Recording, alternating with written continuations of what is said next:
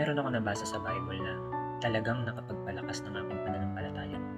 Ito ay hango sa Hebrews chapter 11 verse 35. Ang sabi dito, kulang ang panahon kung isasalaysay ko ang mga taong namuhay sa kanilang pananampalataya. May mga tumangging sila'y palayain sapagkat pinili nila ang mamatay sa pahirap upang sila'y buhayin at magtamo ng mas mabuting buhay. Meron namang hinamak at hinagupit at may ibinilanggo. Meron ding ikinadena, ang iba naman ay pinatay sa tabak, pinagbabato, niligari sa dalawa, tinukso.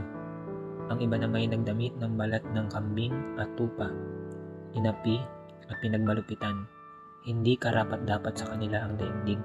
Nagpagala-gala sila sa mga ilang at kabundukan, nagtago sila sa mga yungib ng lungga at sa lupa.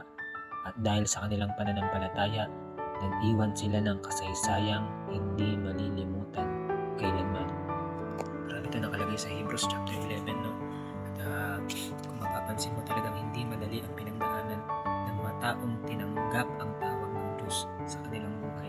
Sa mundo, marami kang makikita mga champions pagdating sa mga sports, mga atleta, at dumaan din sila sa mga matitinding training, mga militaris, maraming disiplina, pero higit sa lahat, ang mga pinagdaanan ng mga dakilang lingkod ng Diyos na nagmarka sa kasaysayan ng buong mundo at yung ginawa nilang pagsasakripisyo at paninindigan sa kanilang pananampalataya ay nag-iwan ng kasaysayan na hanggang ngayon, kapatid, ay napapakinabangan ng lahat ng mananampalataya ni Kristo.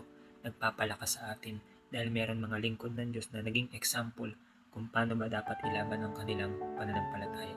Kapatid, sa paraan ng pamumuhay natin na yun, sikapin natin na nakafocus tayo sa mga bagay na panglangit, hindi panglupa. Dahil anuman ang makamtan natin dito sa mundo, ito ay temporary lang.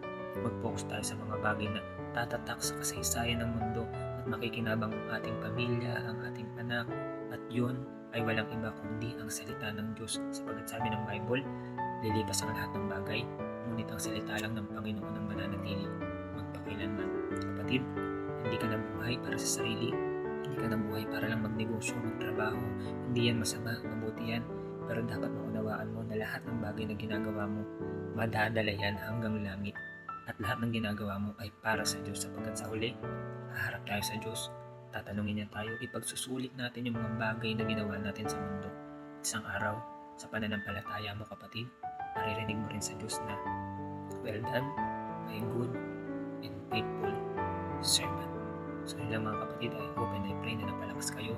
Tuloy-tuloy lang sa pananampalataya, always denying ourselves, bagamat gusto ng laman, ayaw ng Espiritu natin. Magtuloy-tuloy ka lang isang araw, makakasama mo ang Diyos sa kalangitan. Wala nang hirap, wala nang sakit, pag-iyak, at puro pagalakan at kapayapaan sa presensya ng ating Panginoon. Mag-ingat kayo palagi. God bless.